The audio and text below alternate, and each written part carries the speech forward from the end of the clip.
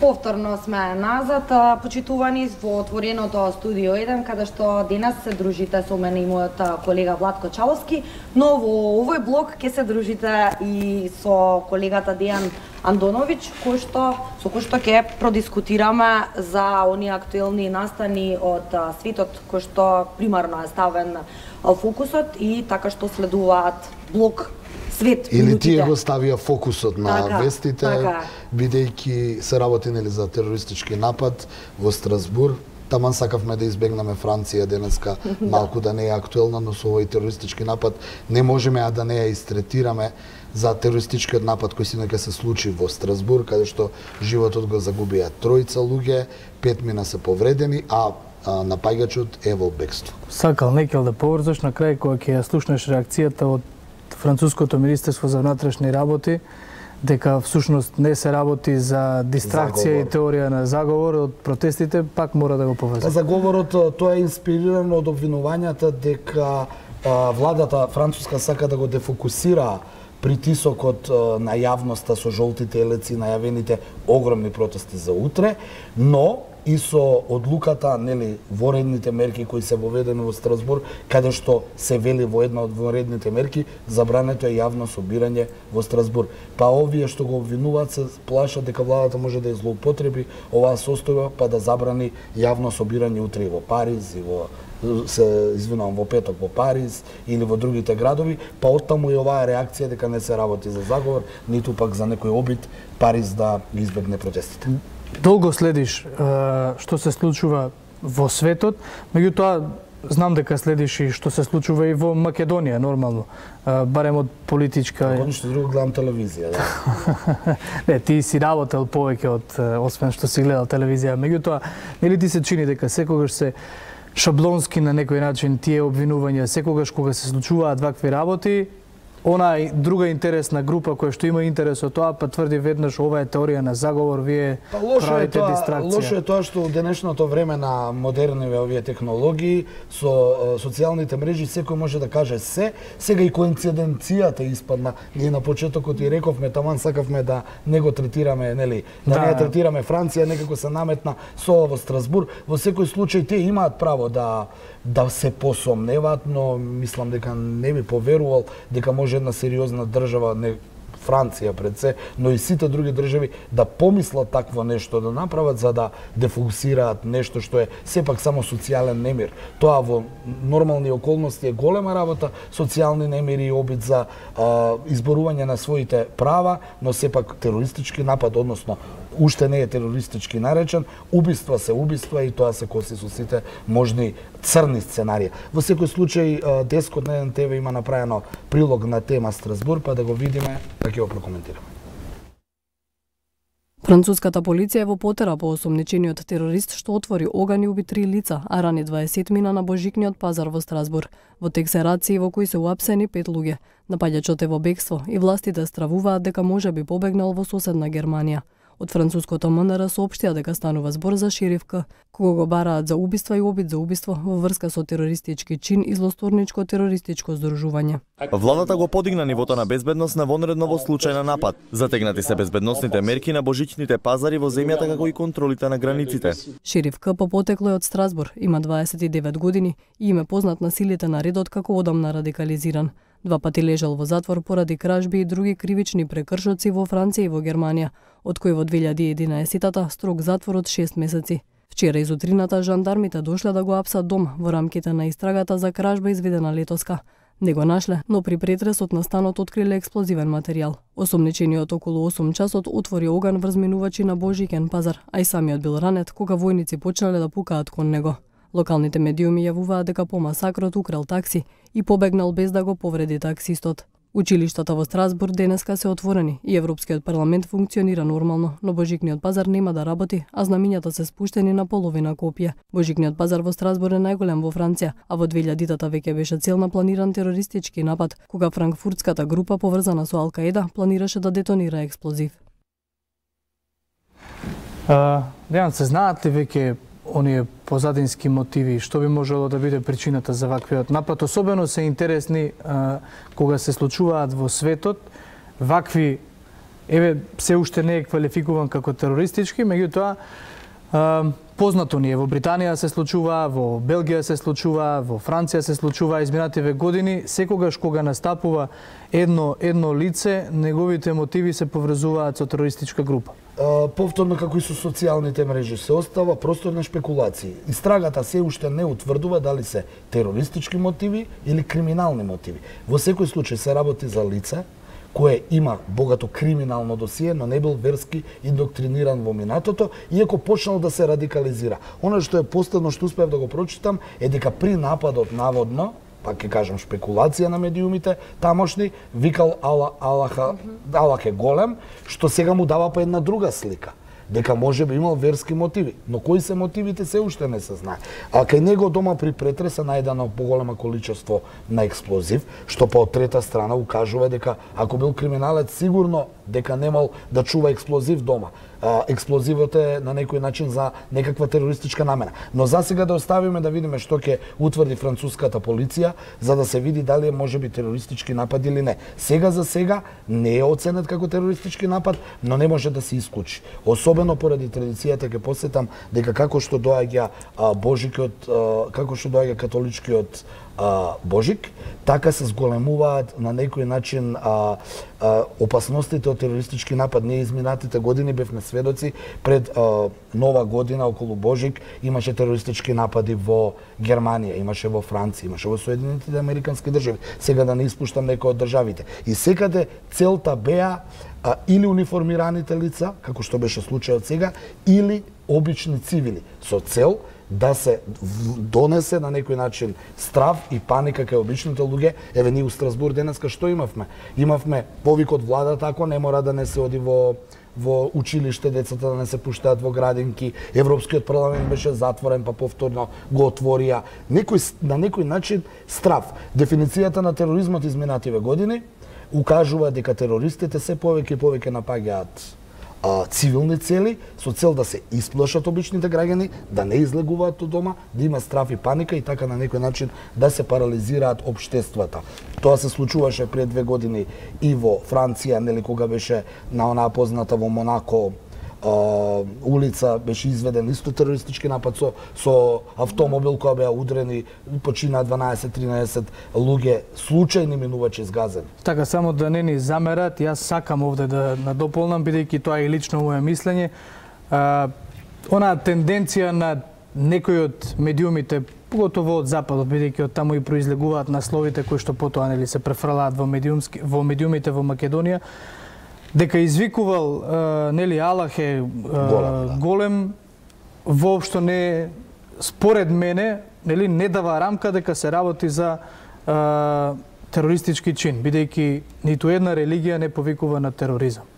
Се работи за екстремни луѓе, односно борци кои што веројатно и својата кауза не ја знаат зошто напаѓаат цивилно население, меѓутоа зборовите Аллах е голем никако не треба да представуваат синоним дека во таа религија се повикува на тероризм. Јас ќе кажам само како што почнав и во почетокот. Ние пренесуваме што пишуваат медиумите. Прво треба да се утврди дали вистина тоа го рекол, бидејќи од една страна помина 24 часа од нападот. Зошто токму сега некој излегува со текст дека извикувал ова, извикувал она, кога не се знае ни каде е човекот, ни што е. Она што е важно од целата приказна е дека напаѓачот и убиецот не е фатен, се уште е во бегство, наводно киднапирал такси и избегал во Германија. Германското министерство за внатрешни работи попладнево излезе со соопштение дека нема сознанија дека тоа е дека е џихадист и дека се наоѓа на германска територија. Пак ќе кажам, сега се шпекулации, очекуваме во текот на денот веројатно да излезат нови информации. Стравувањето на западот од тероризмот е оправдано, бидејќи изминатите години покажа искуството дека овој период од годината се зачестуваат терористички напади. Никој не обвини никаква религија, макар што има во тие надписи, она стравување дека можеби Ал-Каеда, можеби е, сепак да не забораваме, Франција е земја која е вклучена во одредени војни операции на Блискиот Исток, е бивша колонијална сила каде што по потреба интервенира. Така да, Оттаму е можеби и комплексот на нашите колеги новинари кои можат одма да се сомневаат дека прво се жртви на некои каде што имаат у земја каде што има француски. Не, затоа само реков да бидејќи јас те сваќам на кој начин го кажуваш што. разбираме. Во интерес на гледачите секако да знаат дека не е наш заклучок. Да не го заборавиме, а што беше пред малку пред да влеземе во студиото исто така објавено дека медиумите, всушност странските медиуми го цитираат главниот париски обвинител во овој однос, кој што еве ќе цитирам, вели дека досега сведоците кои што биле испитани, сите истакнале дека осомничениот претходно нели идентификуван како чекат, викал Алако Акбар додека пукал. Ова е изјава пренесена од парискиот обвинител Реми Хајнц на пресконференција пред малку одржана. Ама јас не тврдев дека само сакав да кажам дека со тоа што рекол Алах Акбар не мора да значи дека во име на како што посочи Антоновиќ допрва треба да се кога се случуваат овакви големи и трагични настани, овој напад, дали е терористички или криминален, е помалку важно за обичните луѓе бидејќи има жртви. Уште полошо за државата што ако е криминален како дошло до тоа. Ако е терористички исто така. Значи мотивот треба да се најде зошто тој човек прво бил криминалец, имало некој досие. Второ, јас повторно ќе кажам, при секој оваков напад, особено ако се утврди дека е терористички, тоа е комплетен колапс на разузнавачките и полициските служби. Разузнавачките служби на сите држави треба однапред да предвидат дали може да дое напад. Ако они знаеле дека се работи за човек кој има криминално досие, веројатно го следеле, веројатно бил евидентиран. Како токму сега нашле дека имал 8 килограми експлозив во својот дом. Тоа требале да го веројатно евидентираат. Ако се докаже дека терористички напад, тоа ќе биде прогласено како комплетен утка, ќе кажам, разговорно на разузнавачката безбедносна служба, особено во Франција, кога во време на зголемени протести, кога тој апарат полициски треба да е под будно око да ја следи целото општество. Франција се соочува со огромни протести. Веројатно полицијата е мобилизирана. Кој ќе кажам полиција, мислам и на разузнавачките и на безбедносните служби. Како е можело ова да им се протне? Освен ова, освен Франција, бидејќи таму се уште нели потрагата трае по ќе чекаме да видиме што ќе испадне конечно, али јас верувам дека брзо ќе се расветли тој случај, бидејќи веројатно веќе е влезено во трага и веројатно ќе биде, но работата е да увидат разузнавачките служби дали можеби има и нешто друго и нешто трето. Така. Да се префрлиме на уште една актуелна тема, темата Брекзит. Па ја предлагам да го видиме прво прилогот од Дескот, па онда за Брекзит. За Брекзит, да. Непосредно пред клучното гласање за договорот за Брекзит, премиерката Тереза Меј и самата се соочува со гласање на недоверба во нејзиното водство на партијата. Ториевците ќе гласаат дали ќе остане лидер или не, откако ги собра 48-те писма за да ја оспорат. Таа во изјава из утрината ги предупреди дека евентуалниот нов водач на партијата ќе мора да го одложи Брекзитот, а можно е и да го откаже целиот процес. Новиот лидер нема да може да дојде на функција до истекот на законскиот рок на 21 јануари. Така што изборот на новото раководство ризикува контролата врз преговорите за Брекзит да ја предаде во рацете на опозицијските пратеници во парламентот. Според Меј, новиот лидер нема да има време повторно да преговара за договорот и да издействува парламентот да го усвои законот до крајниот рок на 29 март. Истовремено таа порача дека ќе се бори со се што има за да остане на власт и ги повика партиските колеги да ја поддржат. Повлекување во кризни времења би ја довело во опасност иднината на земјата и би создало неизвестност во момент кога тоа најмалку можеме да си го дозволиме. Ако ја изгуби довербата, Меј ќе остане и лидер на партијата и премиерка додека не се избере нејзин наследник, а ако победи, најмалку една година нејзината функција нема да може да биде доведена во прашање. Во меѓувреме и британскиот министер за правда Дейвид Гок предупреди дека Британија мора да го одложи излегувањето од Европската унија ако конзервативните пратеници изгласаат недоверба за партиската функција на Меј. Ете го погледнавме прилогот на колегите од Дескот. Се чини дека жешко е столчето на кое што седи Тереза Меј. Ако се знае дека вечерва се гласа нели за и тоа од незината партија. За доверба на тоа дали таа како лидер на таа партија, како премиер на Британија, треба да остане на таа позиција или ќе ја загуби довербата и практично ќе мора да се замени од политичката сцена. Подолго време, уште кога дојде на позицијата, на премиерската позиција, Тереза Меј се соочи со проблемот наречен Брекзит. Британија треба да ја напушти Европската унија, меѓутоа нези замераат на начинот на кој таа ги водеше тие разговори со Брисел, односно со Европски Брисел, со Европската унија, и е обвинета дека разговорите ги водела лошо и дека ништо не издействувала во полза на Велика Британија, туку едноставно како да работела против британските интереси. Освен опозиционата партија која најави дека ќе гласа против, што е природно, нели, Тереза Меј. Со тенденција нормално. Да, со тенденција кога тие би дошле на власт, би го укинале Брекзитот, таа има проблеми со своите пратеници.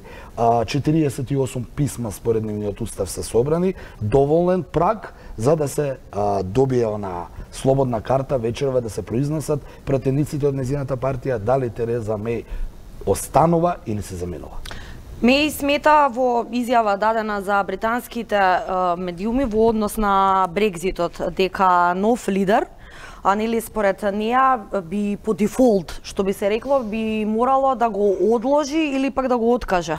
И Брекситот. што ќе биде катастрофа и за самата Велика Британија, па и за Европската унија, бидејќи тој на некој начин развод, мирен развод, ќе биде нелегитимен, бидејќи ќе нема да бидат јасно дефинирани односите помеѓу Велика Британија и Европската унија. Но што е најголемата забелешка на незините сопартици?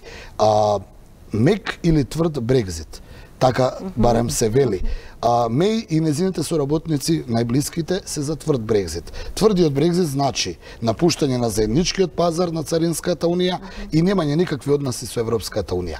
Од друга страна, незините сопартици сметаат дека тоа е премногу радикално, тука Британија веќе ништо нема да добие и они се залагаат за мек Брекзит. Тереза Меј неколку пати рече дека у преговорите со Европската унија таа немала многу избор. Ако си заминуваш, си заминуваш. Но притисокот на јавноста во Британија е се поголем, како на некој начин британците да се кајат што дошле до ситуација бидејќи увиделе дека со напуштањето на дека Британија не е подготвена да го напушти европското семејство, бидејќи Велика Британија во минатото била империјална сила, со влегувањето на Европската унија отишла уште погоре и сега доколку ја напушти Европската унија, Велика Британија ќе има огромни пред се финансиски проблеми. Кога се праве анализите за тоа како би бил гласот за референдумот Брекзит, добро се сеќавам дека беше некаде блиску, процентите беа блиску на луѓето кои што ќе гласаат против и за Брекзит, меѓутоа Брекзитот немаше да успее. Кога помина денот на гласањето и по понатамошната анализа излезе дека луѓето кои што всушност требаа да гласат против Брекзит, тој Брекзит да не успее, не излегува на гласање. И сега е нормално дека таа една маса на луѓе можеби полека се свестува и веќе сваќа дека направиле една огромна грешка. Во секој случај што било, сега работата има што ќе биде. Незината конзервативна партија бара од неа, повторно ќе го повторам, тој некој израз кој се движи во медиумите, мекиот Брекзит, тие се залагаат наспроти заложбите на Тереза Меј да се прекинат сите односи. Незините конзервативци, затоа може би вечерва ќе гласат, барат мек Брекзит. Тоа е оној скандинавски или норвешки модел. Велика Британија да остане во Европската економска заедница. Што да значи? го користи пазарот. Да. Но проблемот за Тереза Меј е доколку и за тие кои се заговарачи на тврдиот Брекзит е доколку останат во таа Европска економска заедница и останат во таа заедничка царинска унија поради проблемот со границата со Ирска, тие тогаш ќе мораат внатрешните и надворешните договори кои ќе ги прават као држава да бидат по правилата на Брисел и Европската унија. Тоа на Британија не ја одговара, особено со доселувањето на европски граѓани во Велика Британија. Исто така, податок кој на Британија, односно на Тереза Меј, не ја одговараше, па поради тоа и дојде до овој на некој начин различно гледање на Брекзитот. Но впечатокот е дека британците се повеќе и повеќе се обидуваат да излезат на некој начин од авантурата со која се обидува Велика Британија да ја отцепат од европското семејство, кое е географски и секако поинаку е природно. Да, тука е Шкотска исто така со својата тенденција дека не ја одговара. Отвара многу проблеми, бидејќи па шкотите онда им се дава легитимитет да се отцепат, бидејќи они па сакаат да останат. Тој беше една од идеите веднаш по Брекзитот. Да, каков аргумент ти имаш да не ја дозволиш на Шкотска да си остане во Европска унија, кога ти како Британија ја напушташ Европската унија, а мене не си ме прашал. Тоа беше еден од проблемите. Исто така и со ирската граница, ирската царинска унија. Не може Велика Британија да нема царински договори со Европската унија, а од друга страна во делот со Ирска, Северна Ирска и Република Ирска да има. Тоа се два аршини. Имавме проблем нели со Гибралтар, каде што Гибралтар шпанското население кое живее тамо, а е под британска администрација се побуни. Значи Британија се соочи со многу проблеми кои најверојатно не ги предвиде пред да го прогласи Брекзитот. Во секој случај ќе видиме дали Тереза Меј вечерва останува или оди. Но судејќи по изјавите денеска дадени повторно од Меј, тврди дека ќе се бори со се што има. А што би рекла друго?